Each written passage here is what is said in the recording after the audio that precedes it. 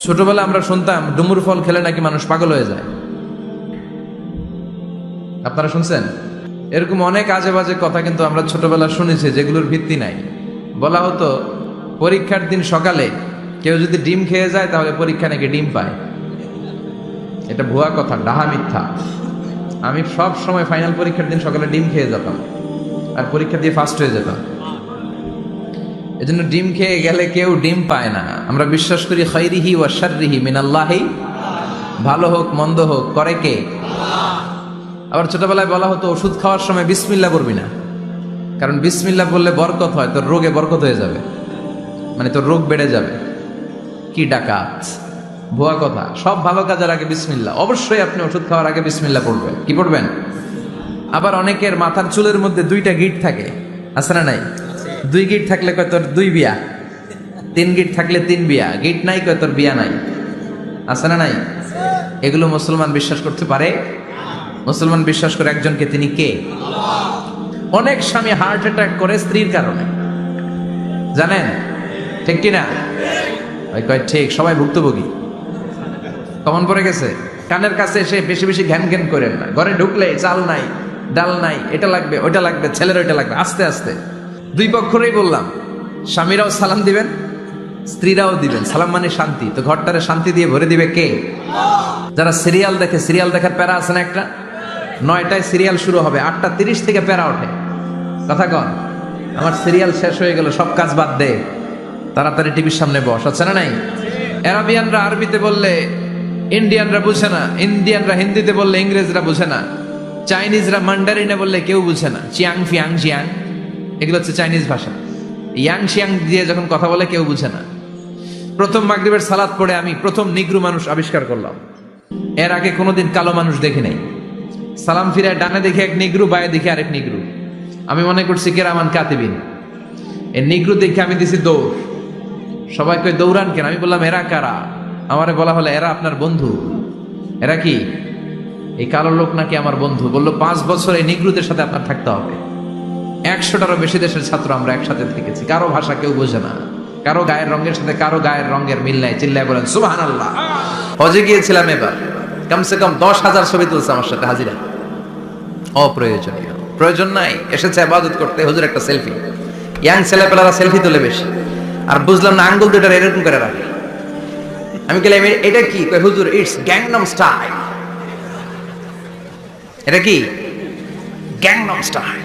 এরকম বাঁকা করে থাকবে আর এরকম যেটা ছবি তুলবে। তো এগুলো অনর্থক।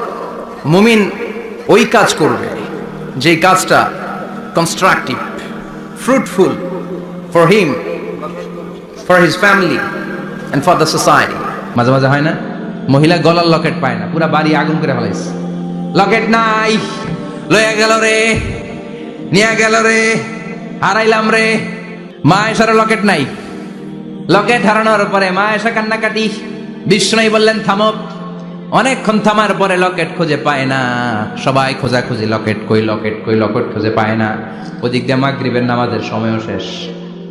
নামাজের সময় শেষ, আর যেই জায়গায় লকেট খোঁজার জন্য থামা হয়েছে ওই জায়গায় আবার পানি নাই। পানি সামনে, পানির দিকেও যেতে পারে না, লকেটও খুঁজে পায় না, নামাজও পড়া যায় না। সব সাহাবীরা মিছিল শুরু করছে, আবু বকরের মেয়ের কারণে নামাজ আমাদের চলে যাচ্ছে। সাইয়েদনা আবু বকর ঘটনা বেসামাল দেখে আয়েশার কাছে গেল। যে দেখে বিশ্বনবী মা আয়েশার কোলের মধ্যে, ল্যাপের মধ্যে মাথা দিয়ে শুয়ে আছে। রাগের চোটে বুখারীর বর্ণনা, আঙ্গুল নিয়ে মা আয়েশার পেটের মধ্যে দিল এক খোঁচা। লকেট হারাইলি কেন? ক তোর জন্য বাইরে সব সাহাবারা বলে নামাজ পড়তে হবে, সময় নাই। ও আবু বকর, আপনার মেয়ের কারণে এই কাণ্ড। খাসরা মানে কুমর। আবু বকর মা আয়েশার খাসরাতে এত জোরে গুতা মেরেছেন, মা আয়েশা বললেন এই গুতার কারণে আমি অনেক দূরে চলে যাওয়ার কথা ছিল ব্যথার চোটে, কিন্তু যাই নাই, কারণ কোলে কে? কোলের মধ্যে বিশ্বনবীর মাথা। নড়ে গেলে বিশ্বনবীর ঘুম ভেঙে যাবে, ব্যথাটা হজম করেছি, নড়ি নাই।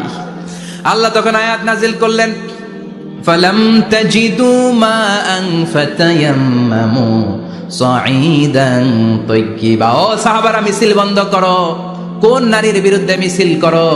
এই নারীর সাথে তো বিয়ে আমি সরাসরি বিশ্বনবীর দিয়েছি, যাও ওজুর জন্য টেনশনে ছিলা, টেনশনের দরকার নাই, আয়েশার কারণে আজকে নতুন করে একটা বিধান দিলাম, আজ থেকে যদি অজুর পানি না পাওয়া যায় বালুর মধ্যে 2 হাত বাড়ি মেরে তায়াম্মুম করো, নামাজ পড়ে নাও, কবুল করে নিবে কে? এই মা আয়েশার লকেট হারানোর কারণে তায়াম্মুমের বিধান নাজিল হয়েছে। কোন সুবহানাল্লাহ। অনেক ডাকাইতেছে, মেয়ে হইলে অখুশি হয়, ছেলে হইলে পাড়ার সবারে জিলাপি খাওয়ায়, পাড়ার সবারে মিষ্টি খাওয়ায়, মেয়ে হইলে কিচ্ছু খাওয়ায় না, আছে না নাই? কিন্তু আমরা মেয়ে হলে খুশি হব। কার কার প্রথম সন্তান মেয়ে? হাত তোলেন। 1 জন, 2 জন, 3 জন। প্রথম সন্তান মেয়ে কার? হ্যাঁ, অনেকে আছে তো মাশাআল্লাহ, আপনারা অনেক বরকতময়, আলহামদুলিল্লাহ। হাত নামান। আমারও প্রথম সন্তান মেয়ে, তিনটাই মাইয়া। জান্নাত একটা আমার দিয়েন, তার মানে 3 জান্নাতের মালিক। মাশাআল্লাহ, আল্লাহ বাইরে তুমি কবুল করো। বিয়ে করলে পুরুষ মহারণা পাবে না, দিবে, কিন্তু আমরা এতগুলা টাকা নিয়ে আসি, ডাকাইত, আছে না নাই? সারা জীবন মেয়েটার লালন পালন করলো, একটা মেয়ে হলো একটা বাবার কলিজা, মেয়ে দিয়ে দিল মানে বাবা কলিজা ছিঁড়ে দিল, আর কি চাস? ডাকাত, ফকির কোথাকার। খবরদার, বিয়ের মধ্যে 1 টাকা যদি তুমি যৌতুক খাও, কিয়ামতের দিন আল্লাহ তোমারে ছাড়বে। যৌতুকের সাথে ইসলামের কোনো সম্পর্ক জন্য কলবের মধ্যে আল্লাহর জিকির বসাতে হবে। কি বসাবেন? নাকি আয়না? অনেকে আয়না বসাতে চায়, বসায় না? কি বলে? আয়না বসায় দে মোর কলবের ভিতর। না, আয়না বসাবো না, এই কলবে থাকবে সুবহানাল্লাহ, আলহামদুলিল্লাহ, লা ইলাহা ইল্লাল্লাহ, আল্লাহু আকবার। এই 4টা জিকির সবচেয়ে সেরা জিকির। খেয়াল রাখবেন, কাবা ঘরের যে স্বর্ণ দিয়ে খচিত দরজা, এই হাজরা আসাদের কর্নার আর দরজার মাঝখানে ছোট্ট একটু জায়গা, এটারে আরবিতে বলে মুলতাজাম। সাহাবারা এই জায়গাটার সাথে লেগে থাকতেন, পেট লাগিয়ে, গাল লাগিয়ে, চোখ লাগিয়ে, মুখ লাগিয়ে কাঁদতেন আর দোয়া করতেন। আর এই জায়গায় পেট লাগিয়ে, শরীর লাগিয়ে দোয়া করলে ওই দোয়া আল্লাহ ফিরিয়ে দেয় না। কিন্তু ওই জায়গায় দোয়া করার চান্সও এত সহজে পাওয়া যায় না, ধাক্কা ধাক্কি যুদ্ধ করতে হবে আপনারে।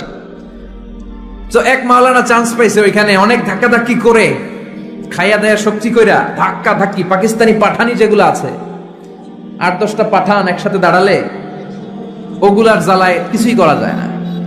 এইভাবে তাকাইতে হয় ওদের দিকে, তাকাইলে আপনার টুপি পরে যাবে পিছনে, ইয়া উঁচু লম্বা। তো এই মাওলানা অনেক ধাক্কা ধাক্কি করে কোন রকম ওই মুলতাজামে হাত লাগাইতে পারছে। এখন আবার তো আরেক ধাক্কায় কই যে চলে যাবে কোনো হিসাব নাই।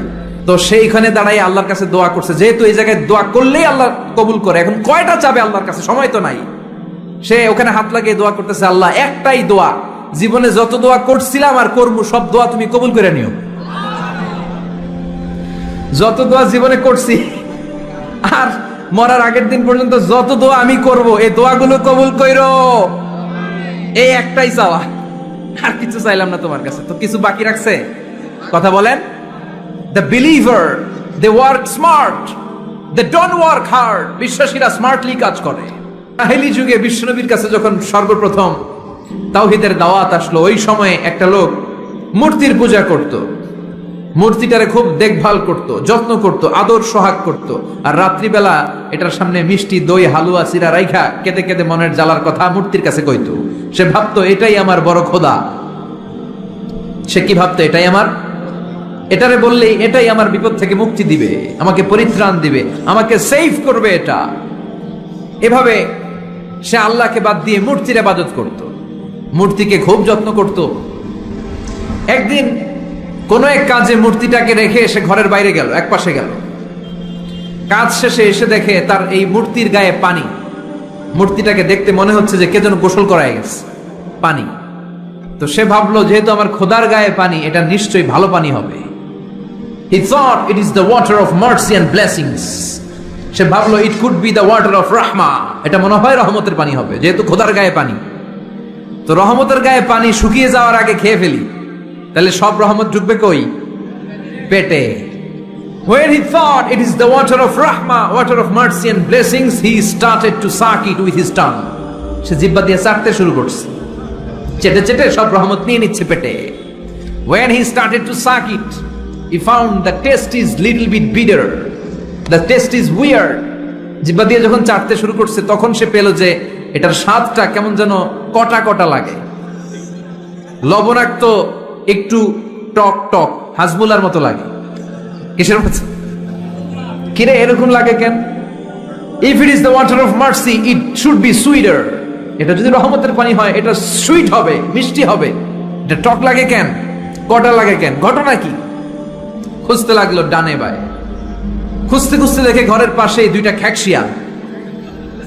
অনেকে এই বর্ণনাটা দিতে যে কুকুরের কথা বলে, কিন্তু হাদিসে এসছে খ্যাকশিয়াল, সালাবান, দুইটা খ্যাকশিয়াল। দেখতো যে একটা খ্যাকশিয়াল এখনো পা উঁচু করে রাখছে, মাঝখান থেকে রহমতের পানি এখনো কিছু পড়ছে, just dropping the water of রাহমা, এখনো পড়তেছে টপ টপ। বোঝা যায় না? বোঝা যায়। টনক নড়েছে তার ঘুমন্ত বিবেক এবার জেগেছে। এবার সে চিন্তা করলো, হায় হায়, এতক্ষণ ভাবছি রহমতের পানি, এখন দেখি কুত্তার মুত, এখন দেখি খ্যাকশিয়ালের পেশাব। সর্বনাশ, কি করলাম এতটা বছর, এত টাকা, এত পয়সা, এত আদর সোহাগ যত্ন এটারে দিলাম, কি দিল তার বিনিময়ে সে আমাকে?